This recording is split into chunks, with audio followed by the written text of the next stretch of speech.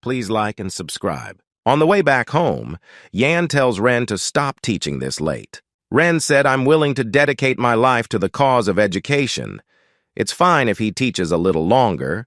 Yan replies by saying, "You can pull back. You are crippling the flowers of the country." Ren got angry at Yan, telling him that he's not dragging the class. He's dragging for the money and for the gratitude from the students.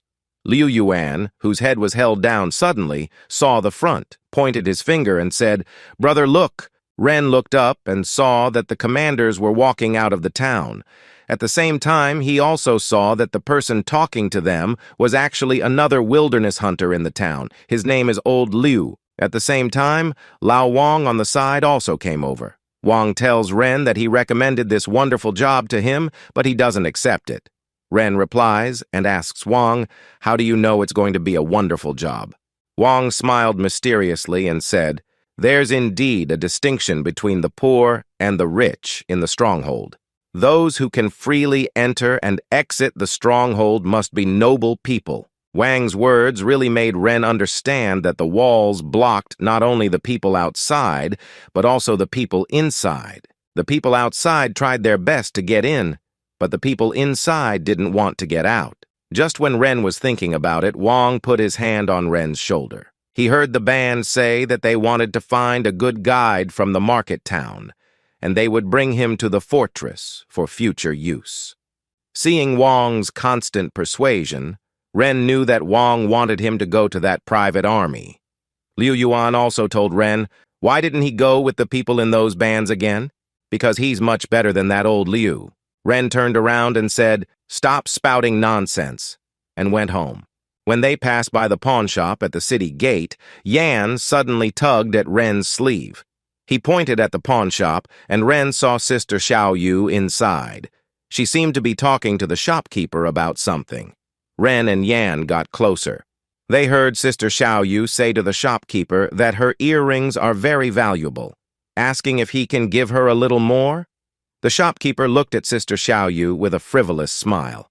He told her she didn't have to pawn them. Ren could not bear to see her in such a miserable state. He gave her some money and told her she didn't have to sell anything. "This is the money for the 3 anti-inflammatory pills you gave me last night," Sister Xiao Yu said in confusion. "What does this mean?" She quickly returned the money to Ren, but Ren told her to just accept it. He was going to use it to buy medicine, and if it weren't for the medicine she gave him, he might have died a long time ago. "Don't worry. In the future, as long as I have meat to eat, you will have soup to drink." Yan told Ren that what he said was wrong. "Don't people all eat meat together? Why do we have to follow you to drink soup? Besides, our family has no meat now." When Ren heard this, he immediately changed his explanation. After Liu Yuan nodded in confirmation, Ren explained firmly that from now on, "If I have a mouthful of soup, you will have a bowl to wash."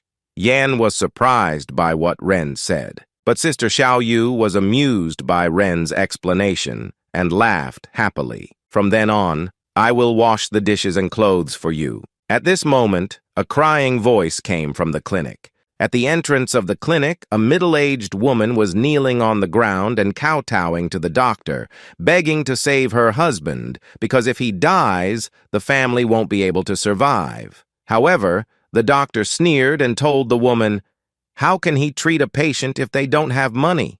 The doctor turned around and closed the clinic's door.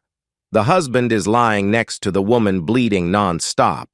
Ren looked at everything in front of him, remained silent for a long time, and said solemnly, "Yan remembers everything in front of you. This is reality." Suddenly, a small amount of acid rain began to fall in the sky. Acid rain is coming down heavily. Everyone could only run home quickly. Back inside, Liu Yuan thought about the world of doctors, but doctors seemed to be able to get gratitude easily. In the past, when the old doctor was still here, everyone was very grateful to him. But it was a pity. "You don't have any medical skills," Ren said. "What nonsense are you talking about?" Ren suddenly thought, although he doesn't know medical skills, he can learn them. He still had not used the 2 skill duplication scrolls that the palace in his mind had rewarded him with. Ren couldn't help but think that if he became a doctor, he could make money and treat people. The next day, Ren did not go to school the moment he squatted at the clinic's entrance and waited for it to open. Time passed till 2 o'clock afternoon. The young doctor slowly opened the clinic's door from inside and stretched out to bask in the sun. But before he could stretch out, he was shocked by Ren. The doctor asks Ren, "What are you doing here?" Ren looked at him directly and said, "You are busy with your business. Don't worry about me." This doctor did not even ask what illness Ren was suffering from. All he said was, "If you want to see a doctor, bring money with you." At this moment, Ren had quietly used the first skill duplication scroll in his palace to copy a random skill. The craft paper skill spontaneously combusted without any fire. In the blink of an eye, target's skill will be randomly learned. Ren was dumbfounded by the skill he got.